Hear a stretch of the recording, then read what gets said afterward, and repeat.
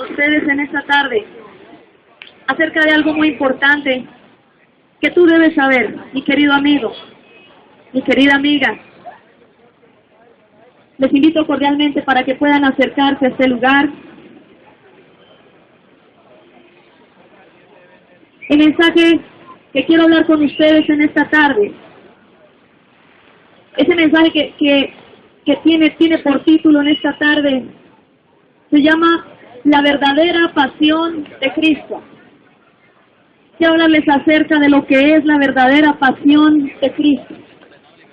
A nosotros nos has enseñado, tal vez por tradición, que la pasión de Cristo es este ritual que se realiza por tradición, de leer esto lo que se dice que el sermón de las 7 palabras, que hacer el Via Crucis, que el Viernes Santo, que tú comes pescado, que no puedes comer carne, que el sábado en la vigilia de Pascua, y etcétera, etcétera, muchas cosas que se hacen por tradición. Pero yo quiero explicarte en esta tarde, quiero explicarte verdaderamente cuál es la pasión de Cristo, cuál es la verdadera pasión de Cristo, no a la luz de lo que diga las religiones tradicionales, no a la luz de lo que diga una tradición que nos han enseñado, sino a la luz de lo que dice la Escritura, de lo que dice la palabra de Dios.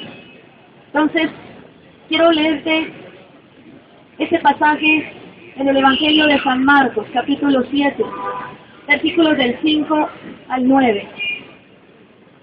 Dice,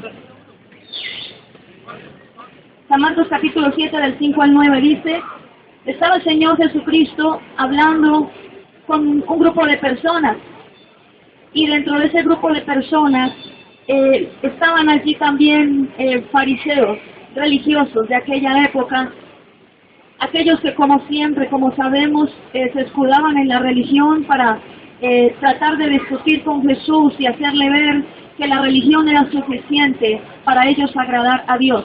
Sin embargo, Jesús empezó a hablarles lo siguiente. Dice acá la palabra. Por eso los fariseos y los maestros de la ley le preguntaron a Jesús, ¿por qué tus seguidores no cumplen las tradiciones como nuestros antepasados? Comen con las manos impuras. Jesús les respondió, hipócritas, Isaías tenía razón cuando profetizó sobre ustedes. Este pueblo me honra de labios para afuera, pero su corazón está lejos de mí. De nada les sirve que me adoren porque todo lo que enseñan son normas de hombres. Versículo 8 dice, ustedes han olvidado los mandamientos de Dios y solo cumplen tradiciones humanas. Versículo 9 dice, también les dijo, vaya manera la de ustedes de convencer a la gente para que siga la tradición de ustedes en vez de seguir el mandamiento de Dios. Entonces mire lo que Jesús le dice a estos grupos religiosos. ¿Qué cosa con ustedes? ¿Cómo insisten, cómo se esmeran en que la gente siga sus leyes, sus propias normas y reglas, en vez de guiarlos al conocimiento de los mandamientos de Dios y llevar a la gente a que cumpla los mandamientos del Señor? Y eso es lo que pasa, mira. La tradición religiosa, lastimosamente, ha tratado de sustituir las leyes de Dios. La tradición religiosa ha sacado, se ha inventado, ha elaborado una serie de normas, una serie de parámetros que lamentablemente no le permiten a una persona poder entender realmente lo que es la voluntad de Dios.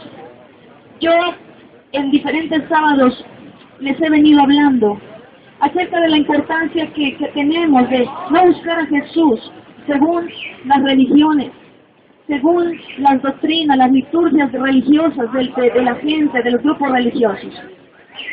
Jesús insiste una vez más en que la mejor manera para tú conocerlo, la mejor manera para tú agradar a Jesús, no es a través de una religión, es a través de conocerlo a Él directamente. En su palabra, tú puedes conocer al Señor Jesucristo, mejor de lo que te lo puede presentar una religión.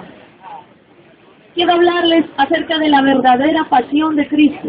La gente piensa, sí, la pasión de Cristo, claro, la Semana Santa, ¿verdad? La semana de pasión, que el Viernes Santo, que el Sábado Santo, que la resurrección, que el jueves que Él estuvo en la cena, y bueno, entonces todas estas cosas. Cuando hablamos de la pasión de Cristo, la gente inmediatamente se traslada a estos acontecimientos, a estas celebraciones realizadas por tradición. Pero quiero especificarte algo y quiero explicarte realmente cómo ve Jesús la tradición. ¿Cómo ve Jesús la tradición de los antepasados? Dice acá entonces en Marcos 7, como les había leído, vaya la manera de ustedes de convencer a la gente para que sigan la tradición de ustedes en vez de seguir el mandamiento de Dios. Y eso es lo que ha pasado. Hoy en día es un gran problema lo que ha causado las religiones en la mente del hombre. ¿Por qué? Porque lo que quiere Jesús es que tú no sigas una religión, sino que tú lo sigas a Él. Quiero hablarte acerca de lo que es la Cuaresma. La Cuaresma la han determinado por tradición, 40 días de liturgias establecidas por el Concilio Vaticano para la purificación del hombre. Hablan que el primer día de la Cuaresma es el miércoles de ceniza. Ese miércoles de ceniza viene de la palabra latín cinis, que significa humildad y penitencia. Dicen que es un concepto sacrificial, que el hacerse la señal de ceniza en la frente, que a través de eso las personas están esforzándose o están haciendo un acto de consagración y de purificación de su ser. Entonces, que a través de esta penitencia, que si una persona no se hace marcar la frente con la ceniza, no podría alcanzar la gracia de Dios para salvación. Déjame decirte lo que dice la palabra en Efesios capítulo 2, versículo del 8 al 9. Porque la gente se inquieta mucho y la gente se cuestiona mucho. Bueno, ¿yo qué tengo que hacer para agradar a Dios? Te lo voy a decir. Dice la palabra en Efesios 2. Efesios capítulo 2, versículo del 8 al 9, dice: ustedes fueron salvos gracias a la generosidad de Dios, porque tuvieron fe. No se salvaron a sí mismos. Su salvación fue un regalo de Dios. La salvación no es algo que ustedes hayan conseguido, pues nadie puede decir que se salvó a sí mismo. Entonces, fíjese, cuando a ti una tradición religiosa, cuando a ti cualquier tipo de religión te dice, tú para ser santo tienes que hacer esto y esto, para alcanzar la gracia de Dios tienes que hacer esto y esto, para tú acercarte a Dios tienes que hacer esto y esto. Eso es lo que hace la religión. Pero lo que el Señor Jesús está planteando aquí es que tú no podrías agradar a Dios por más actos religiosos que hicieras, por más que te esforzaras por ser bueno, tú no podrías agradar a Dios en tus propios esfuerzos. Entonces, ¿qué podríamos hacer? La respuesta es, tú debes recibir la salvación como un regalo. Cuando una persona cree que se puede purificar a sí misma por penitencias, que se puede purificar a sí misma por ciertos sacrificios, ciertas obras, está pecando y ofendiendo a Dios, porque le está diciendo, Dios, ¿sabes qué?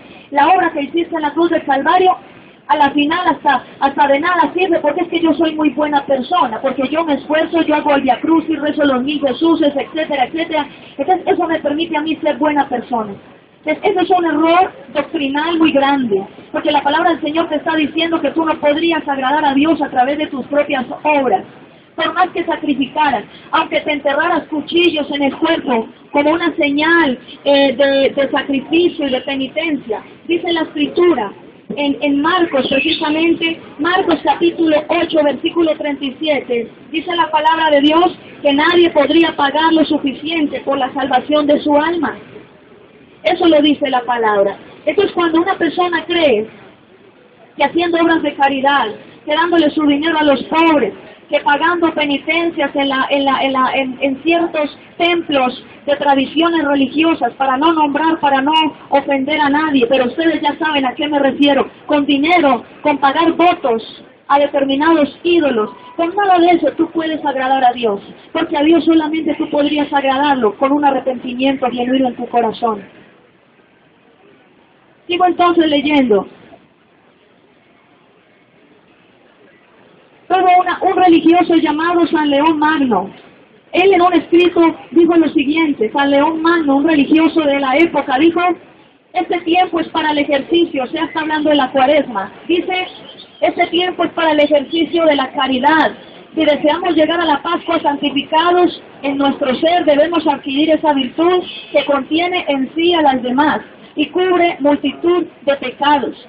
Mire que esto es una gran mentira. ¿Por qué? Porque tú a través de las obras no podrías cubrir multitud de pecados. No se trata de, en el tiempo de la semana, que llaman Semana de Pasión, cuántas iglesias visites. No se trata de cuántos golpes de pecho te des. Estás ofendiendo a Dios cuando piensas que practicando una religión puedes ser purificado en tu alma, que puedes ser limpio. Déjame decirte algo. En Efesios capítulo 1, versículo 7, dice la palabra que Él es la sangre del Señor Jesucristo, la única que te puede limpiar de pecado y la única que te puede acercar a Dios, la única que te puede reconciliar con Dios. Y es esa sangre preciosa que tú no vas a poder comprar en frasquitos, en el almacén, en una tienda de artículos religiosos. Tú la sangre de Cristo no la puedes conseguir con ningún dinero ni en ninguna parte. La sangre de Jesús es derramada sobre las personas cuando una persona se arrepiente de pecado. Hay unos requisitos que enseñan por tradición que tú debes cumplir en la época de Cuaresma. Acuérdate que más o menos en esto de los días a mediados del mes de marzo comienza la Cuaresma en la religión tradicional. Yo te voy a invitar. Tú no tienes que hacerlo. Tú no tienes que cumplir con tradiciones ni rituales religiosos.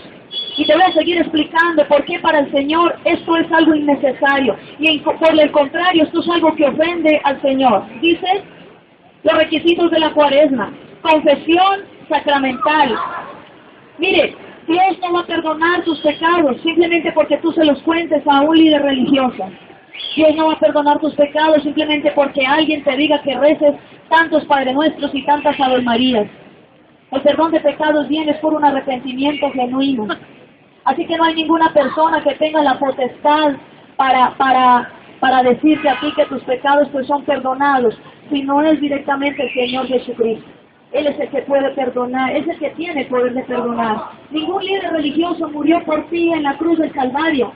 Ningún líder religioso puede decir que resucitó entre los muertos al tercer día, ¿verdad que no? Solo Jesucristo, el Hijo de Dios. Así que nuestra confianza en salvación de nuestra alma, la confianza que nosotros tenemos, debe ser única y exclusivamente en el Señor Jesucristo. No debe depender necesariamente, no debe depender de lo que nos diga un líder religioso.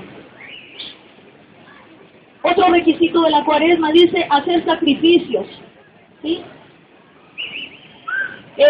El Concilio Episcopal, por ejemplo, explica que tú debes hacer lo que más trabajo te cueste, que porque eso es un sacrificio a Dios. ¿Sabe? Dios nunca pide sacrificios. ¿Sabe qué pide el Señor? Como dice en Romanos capítulo 12, versículos 1 y 2, que lo único que Él quiere es que tú te apartes de pecado. Ese es el verdadero sacrificio. No es que tú subas de rodillas el cerro de Monserrate con tachuelas en las rodillas, o que tú te latigues, o que cargues de monumentos en hombros, que porque es una manera de hacer un sacrificio. Mire, las penitencias no son de Dios, las penitencias no las habla la Biblia. Te invitaría para que leyeras la Escritura y te dieras cuenta que la Biblia no habla de penitencias. La Biblia ni siquiera habla de estos sacrificios de los que se hablan en las tradiciones religiosas. También hay otro requisito para la Cuaresma, que es rezar un rosario. Mateo capítulo 6, versículo 7 dice: cuando oréis, no hagas como los demás, como los que no conocen a Dios, con vanas repeticiones, dice la versión Reina Valera. Cuando ores, no hagas vanas repeticiones como los gentiles que piensan que por mucha palabrería van a ser escuchados. Cuando nosotros orar es diferente de rezar.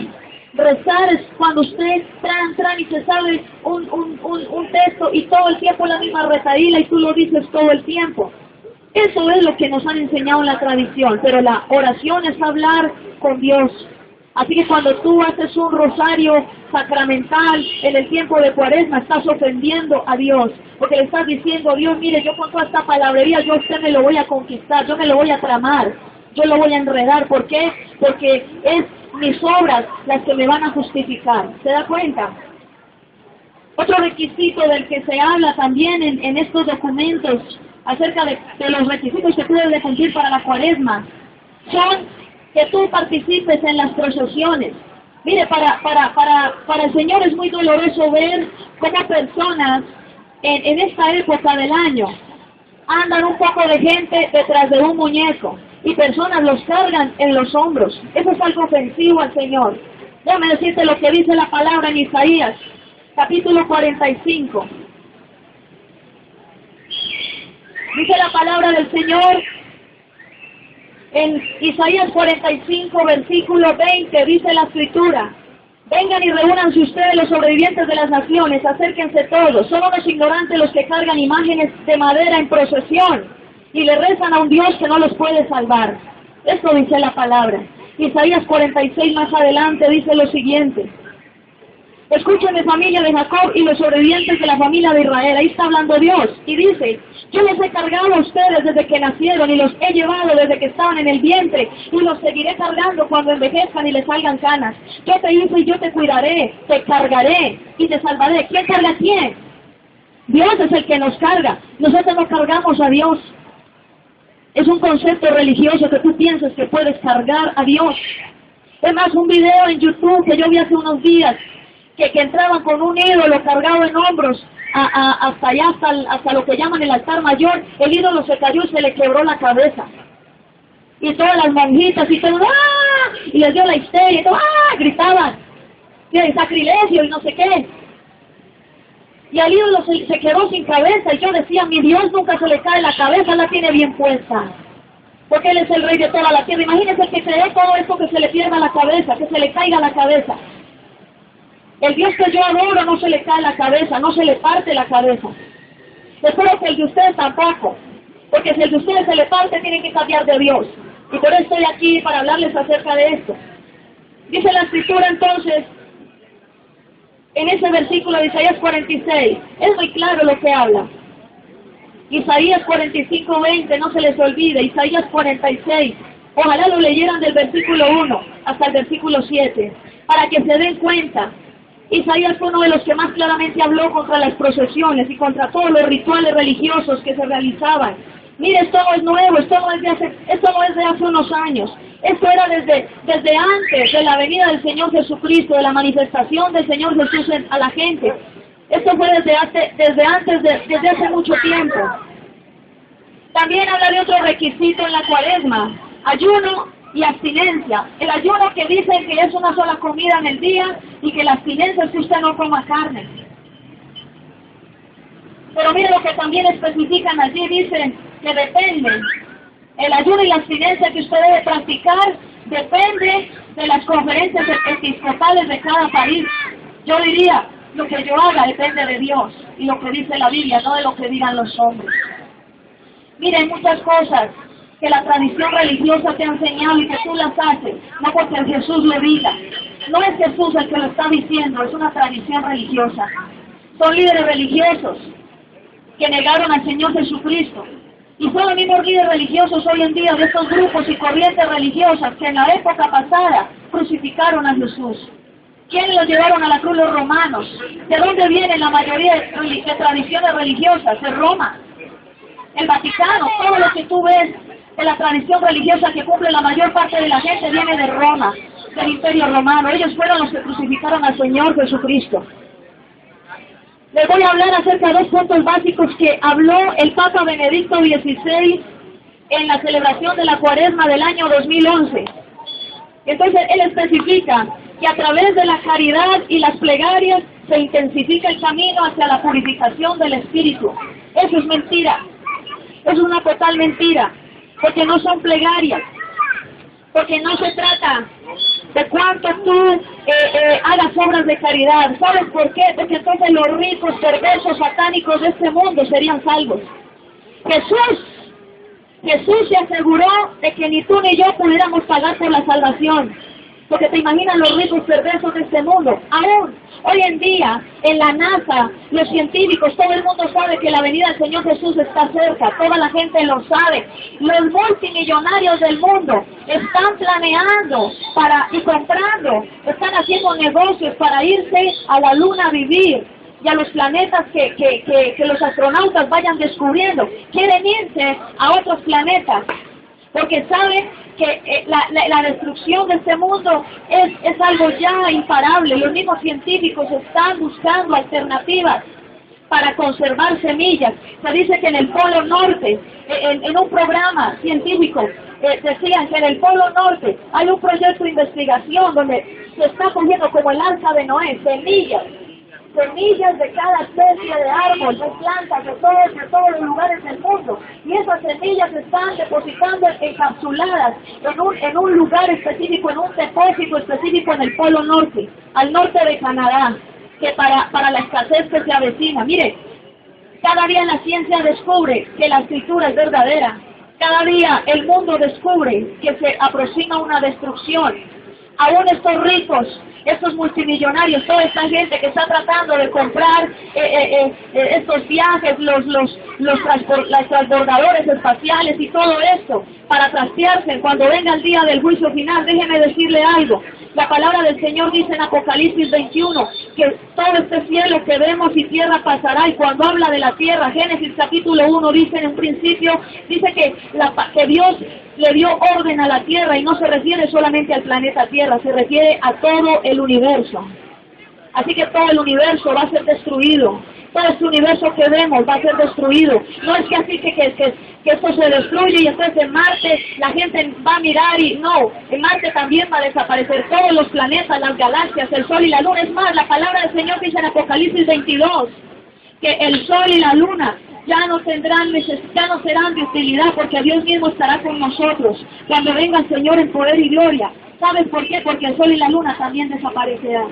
Habla de los cuerpos celestes, habla de los países, habla de los planetas, habla de las galaxias, habla de todo lo que tú veas en la creación será destruido. También el Papa Benedicto XVI habla acerca de la necesidad de bautizar a los niños para recibir la gracia de la salvación. Él tiene un gran error.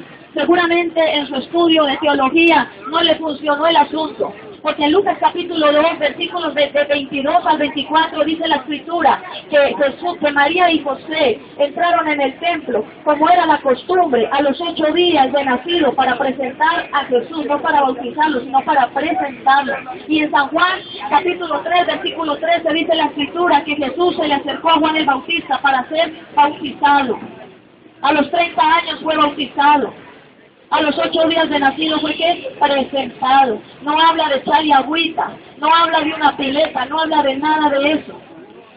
¿Por qué? Porque una cosa son las leyes de los hombres y la tradición, y otra cosa es la ley de Dios. El bautismo no es para salvación. El bautismo es simplemente un acto de fe. Bautismo en agua, un acto de fe que una persona hace cuando es consciente del pecado, cree en Jesús, se arrepiente de sus pecados y toma la decisión de pertenecer a la familia de la fe. Eso es el bautismo. Pero un bebé no puede ser consciente de sus pecados porque ni siquiera sabe hacer un sancocho. Un bebé no es consciente de sus pecados. El bautismo de niños no es bíblico, la presentación de niños sí lo es. Entonces eso es lo que decía el Papa Benedicto XVI, de que con obras de caridad y plegarias tú ibas a ser salvo, que en el bautismo de los niños también había salvación. Entonces diremos que son dos errores doctrinales bien graves, bien delicados. ¿Por qué? Porque una persona engañada debe bautizar al niño, y el niño ya cuando crece se vuelve una persona perversa, se vuelve hasta satanista, y la mamá hasta ahora cree que es salvo solamente porque fue bautizado y que no va a un lindo que ni siquiera la Biblia no menciona. Te voy a hablar también de las indulgencias plenarias. Las indulgencias plenarias habla acerca de las obras, y dice la Escritura que las indulgencias plenarias las estableció el Vaticano a nivel mundial con el fin de que la gente piense que a través de determinadas obras va a poder recibir el perdón de sus pecados. Y es un error muy grande si tú recuerdas lo que dice Efesios 2, del 8 al 9. Tú no vas a poder pagar por tu salvación. La salvación, mire, la salvación es tan grande y nada de lo que tú hagas va a poder permitirte alcanzar la salvación, ni aunque te bañaras todos los días con agua bendita. Y dice en ese documento que leí del Vaticano, que era tanto para purgar los pecados de los vivos, como también purgar los pecados de los muertos. Ese también es un gran error, porque la gente celebra misas a los muertos pensando que los va a sacar de penas y llevar a descansar. La Biblia dice en Hebreos 9:27, de manera que está establecido que el hombre muera una sola vez, y después de ello el juicio. Esa cita sirve para uno comprender, primero, que no existe la reencarnación, y segundo, que cuando una persona muere, ahí perdió, se le acabó la oportunidad, ya no tiene oportunidad de arrepentirse, aunque la abuelita le celebre todas las misas. Ahí va a quedar el dinero para el grupo religioso donde vaya y le pague la misa. Es una manera simplemente de tú descargarte de plata. Sin embargo, tú no puedes pagar por muchas misas que le celebres a un difunto. Tú no puedes hacer que esa persona sea sacada de un lugar y llevada a la salvación. Eso no es bíblico. La oportunidad que tienes de ser salvo es ya. Mientras estás vivo, tienes esperanza. Esa es la oportunidad. Entonces, en estas indulgencias plenarias, se le dice a la gente que el Jueves Santo debe cantar el himno llamado Cantum Ergo y adorar al monumento del Santísimo. Es media hora que deben ir a contemplar el monumento del Santísimo allá en un templo, lo que llaman el Santísimo, una estatua, la imagen totalmente humillante de un Jesús ensangrentado, partido, caído, llevado de quién sabe quién. Y ese no es el Jesús que yo conozco, porque Jesús resucitó y Él es victorioso y Él es poderoso. El hecho de estar venerando una imagen de un Jesús ensangrentado y caído, eso es algo ofensivo al Señor.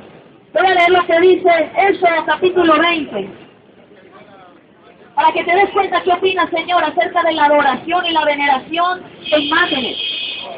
Dice Éxodo 20, del versículo 3 al 5, dice: no adores otros dioses, además de mí. No hagas para ti ningún ídolo, ni nada parecido de lo que hay arriba en el cielo, ni de lo que hay abajo en la tierra, ni debajo de lo que hay en las aguas que están debajo de la tierra. No te inclines ante ellos, ni los adores. Porque yo, el Señor, soy un Dios celoso que castigaré por el pecado de los padres a los hijos, inclusive a los nietos y bisnietos por culpa de los que me desprecian. La adoración a ídolos, la idolatría es un acto de desprecio al Señor. Es un acto de desprecio. Él lo está diciendo acá. Él te lo está hablando. El Viernes Santo tienen establecido la adoración a la Santa Cruz. Déjame decirte lo que significa la cruz para Jesús. La cruz para Jesucristo significa maldición. La cruz es maldita. La cruz es un objeto maldito. La cruz tiene origen en el método de pena capital que usaban las culturas antiguas, como los persas. Aún hubo culturas mucho más antiguas que los persas que utilizaban la cruz para crucificar a sus prisioneros de guerra y a lo peor de la sociedad. Cuando tú adoras la cruz, estás diciendo: Jesús, tú eres lo peor de la sociedad. Ay, yo adoro esta cruz, este instrumento con que el diablo te humilló. Porque la cruz fue un instrumento con el que Satanás humilló a Jesucristo. Satanás pensó que al crucificar a Jesús lo había vencido. Satanás pensó que al morir Jesús en la cruz ya todo se había acabado, pero Jesús se levantó entre los muertos, y dice la palabra en Apocalipsis 1:18 que Él le arrebató a Satanás el poder que tenía sobre la humanidad. Fue a través de la muerte, y el diablo no sabía eso. El diablo no lo sabía. Para Satanás fue una gran derrota. Por eso el diablo no le gusta cuando una persona describe y denuncia realmente el significado de la cruz. Dice Gálatas 3:13. Dice que Jesucristo se hizo maldición por nosotros, porque maldito es todo aquel que es colgado en un madero. Toda persona que colgaban en un trozo de madera era maldita. Toda persona que crucificaban era considerada maldita. Si tú, en vez de adorar a Jesús, adoras una cruz, ¿cómo crees que se siente Jesús? Se siente despreciado. La cruz no se adora. Es como si tú adoraras el revólver con el que mataron a un hijo tuyo. Como si le pusieras un altar al cuchillo con el que mataron a un familiar tuyo. Perdóname que te lo diga así de directamente, pero la cruz no es bendita. No hay ninguna santa. Santo es Jesucristo. Él es santo, Él sí es santo. Él es santo, santo, santo. Él es poderoso y reina por los siglos de los siglos. El sábado invitan también para las indulgencias. a rezar el rosario y la vigilia pascual, ya te decía acerca de las repeticiones que a Dios no le gustan, Mateo 6:7. Y dicen también que al orar por las intenciones del Papa también se gana una indulgencia. ¿Cómo le parece? El Santo Sudario que está en la Catedral de Turín, Italia, expuesto desde el año 1578, el Santo Sudario o la Sábana Santa, donde dice que se envolvió al Señor Jesucristo. ¿Tú para qué vas a adorar un pedazo de trapo? Adora a Dios, adora al Señor. Eso también es parte de la idolatría. Así que, hablando de la pasión de Cristo, yo te quiero decir todas estas cosas para tú ganar las tales indulgencias, que además es una gran farsa, porque no vas a ser perdonado si no te arrepientes, y si la gracia de Dios no viene a tu vida, así practiques la religión que sea, así te metas en los crismas, los mormones, testigos, te metas donde quieras meterte. Sin embargo, Jesucristo es el único que tiene potestad para hacerte salvo, no una religión, ni la práctica de una liturgia, ni la práctica de un acto religioso. Todas estas costumbres de hombres, bien lo decía el Señor en el Evangelio de San Marcos 7, dice, vaya manera la de ustedes llevar a la gente a que cumpla sus mandamientos y se aleje de los mandamientos de Dios, a que cumpla sus tradiciones en vez de obedecer la ley de Dios. ¿Qué quieres tú, obedecer la ley de Dios o quieres obedecer las tradiciones religiosas? Aquí te decía, y eso viene desde por allá, desde el año de la época medieval, del año 1200 o 1300. Decía que tú no puedes leer la Biblia porque te enloqueces. No, tú no puedes leer la Biblia porque te das cuenta de cuál es la verdad. La Biblia te aparta de las religiones. La Biblia te aparta de los engaños de los hombres y te lleva al conocimiento de Jesús. Si tú en Semana Santa, si tú en esa semana, el jueves o no sé qué, vas a estar ahí detrás de unas imágenes, déjame decirte lo que Dios piensa de eso. No estás ofendiéndolo. Tú a Jesús no necesitas cargarlo.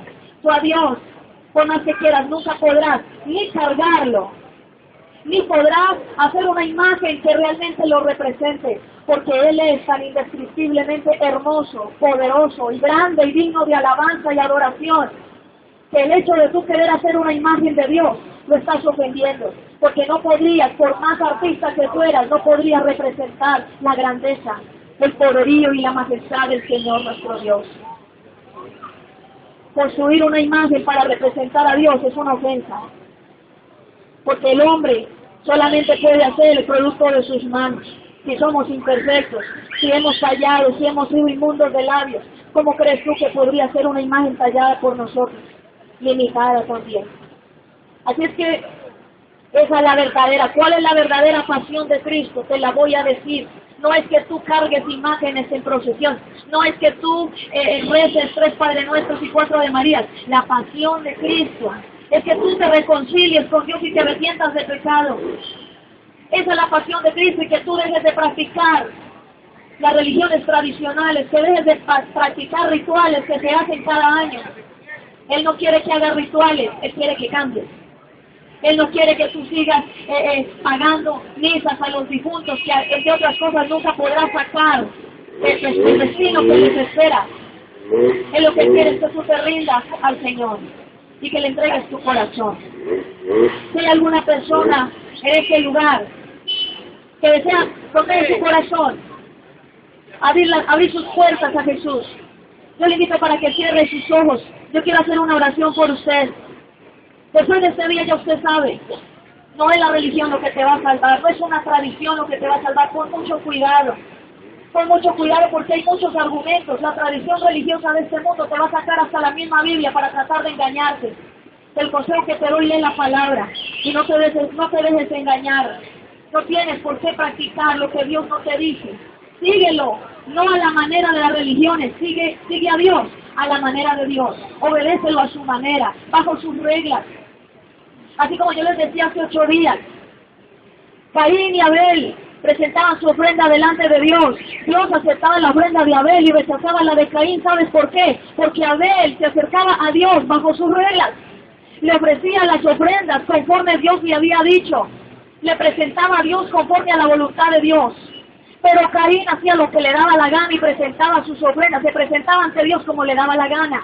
Y aquí mucha gente lo hace, vaya a hacer obras de caridad, reza Mil Jesús, es el rosario, durante los 40 días se pone aquí la marca esa de la ceniza que para nada te sirve, te ensucia la ropa más bien, porque eso no te va a salvar. Sin embargo siguen pecando, sin embargo siguen entregados al mundo de pecado y la vida no cambia. Entonces queremos el otro año, semana de recogimiento, te sigues recogiendo pero después te desparramas en pecado. Eso no es lo que Dios quiere. Así que aquellas personas que quieren de verdad dejar la hipocresía de la tradición, aquellas personas que quieren con todo su corazón de verdad agradar al Señor, eso se lo digo con respeto, pero se lo digo con amor, pero se lo digo también como una denuncia de parte de Dios. Sabe, a Dios le ofende que sigamos las tradiciones, y es necesario que tú sepas esto. Si hay alguien aquí que quiere abrir su corazón al Señor, yo le invito para que cierre sus ojos y vamos a orar. Cierra ahí sus ojitos donde están. Padre, te doy gracias, Señor, por esta tarde. Pongo en tus manos cada persona que escuchó este mensaje. Presento delante de ti a aquellas personas que han creído, aquellas personas que saben que seguir las tradiciones de los hombres, Señor, de nada vale. Padre, los presento delante de ti. Bendigo a cada persona que está en este lugar. Mi querido amigo, mi querida amiga, si usted quiere con todo su corazón abrirle su corazón a Jesús, repita esta oración conmigo. No es un rezo, no es una repetición, simplemente es algo que el Señor pone en mi corazón para que usted lo diga. Pero de aquí en adelante usted ya no va a seguir repitiendo, sino que debe orar al Señor con sus propias palabras. Repita conmigo: Señor Jesucristo, te pido perdón por todos mis pecados. Dígale conmigo: hoy renuncio a la tradición religiosa para seguirte. Dígale conmigo: hoy renuncio a los mandamientos de los hombres para seguir los mandamientos de Dios. Dígale conmigo: Señor, lávame con tu sangre preciosa. Escribe mi nombre en el libro de la vida. Guárdame para salvación de mi alma. Porque ahora entiendo que ninguna obra de caridad, ningún rezo, ni nada de lo que yo haga podrá darme la salvación, sino tu amor y tu perdón. Dígale conmigo: Señor Jesucristo, hoy entrego mi vida en tus manos y te reconozco como mi Salvador y mi Señor. Padre, en el nombre de Jesús presento cada persona que está en este lugar, los que hicieron esta oración. Desato sus vidas de toda condenación. Declaro, Señor, que es el arrepentimiento verdadero en su corazón lo que le da la salvación. No la confesión ante ningún líder religioso. Tampoco, Señor, el pagar una promesa o un voto. Tampoco, Señor amado, por hacer una obra buena. Es por tu gracia y misericordia que ellos son salvos, porque te creen, porque aceptan tu presencia, Señor, como Señor y Salvador. Declaro sobre ellos tu bendición y los bendigo con todo mi corazón. Amén.